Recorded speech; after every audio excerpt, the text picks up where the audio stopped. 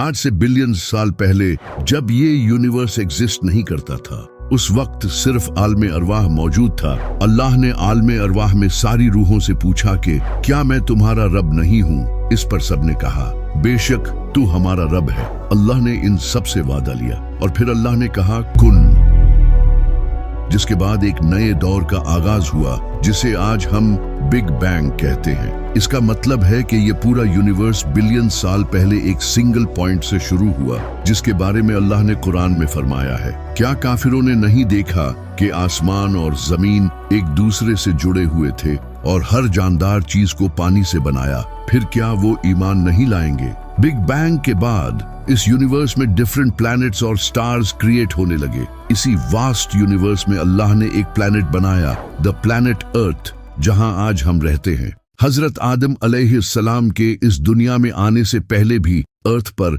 Life exist करती थी। जैसा कि कुरान में आया है कि हजरत आदम अलैहिस्सलाम से पहले इस दुनिया में जिन रहते थे। इसके अलावा भी उस वक्त अर्थ पर कई अजीब तरह के जानवर रहते थे, जैसा कि डायनासोर्स, जो कई हजारों साल तक इस दुनिया पर रहे, लेकिन फिर वो इस दुनिया से एक्सटिंक्ट हो गए, जिसका एग्जैक्ट रीजन आज तक किसी भी साइंटिस्ट को नहीं पता। इस पर कई थ्योरीज हैं, जैसा कि कई साइंटिस्ट्स का कहना है कि एक बड़ा एस्टेरॉयड अर्थ को हिट किया था,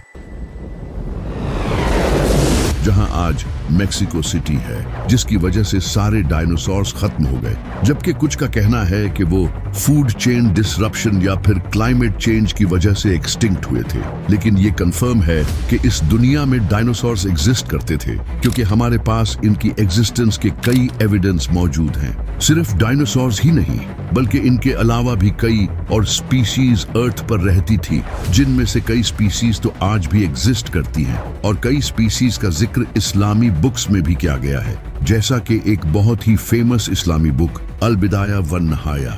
इस बुक में कुछ स्पीशीज का जिक्र है जो कि हजरत आदम अलैहिस्सलाम से पहले की इस दुनिया में मौजूद थी।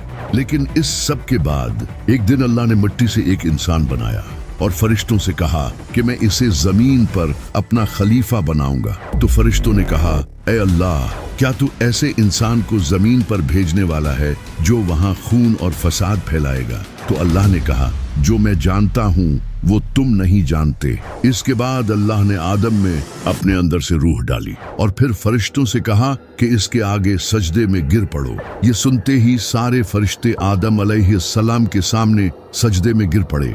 लेकिन इन फरिश्तों में एक जिन भी मौजूद था जिसने सजदा करने से इनकार कर दिया, जिसका नाम था शैतान। अल्लाह ने पूछा, ऐ शैतान, तूने ऐसा क्यों किया? तो शैतान ने कहा कि ये मिट्टी से बना है और मैं आग से, मैं इससे बेहतर हूँ, इसलिए मैं इसे सजदा नहीं करूंगा। अल्लाह को इसकी इस बात पर गुस्सा आया और फरमाया, ऐ शैतान, यहाँ से निकल जा, अब क़यामत तक तुझ पर लानत होती रहेगी। तो शैतान ने कहा, ऐ अल्लाह, तू मुझे क़यामत तक मोहलत दे, मैं तेरे बंदों को तेरे रास्ते से रोकूंगा। तो अल्लाह ने कहा, ऐ शैतान, जा, तुझे मोहलत दी, लेकिन एक बात याद रख, जो मेरे मुखलिस बंदे होंगे उन पर तेरा जोर नहीं चलेगा। इसके बाद शैतान को क़यामत तक की मोहलत दे दी गई।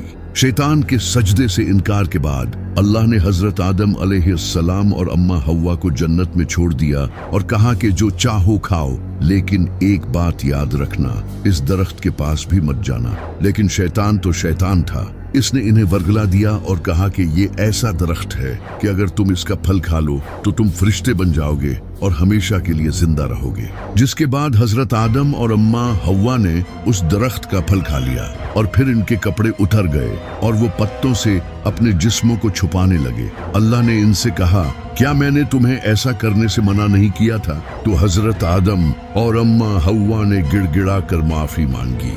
अल्लाह ने फरमाया, अब यहाँ से निकल जाओ। इसके बाद क़यामत तक के लिए इंसानियत का इम्तिहान शुरू हुआ,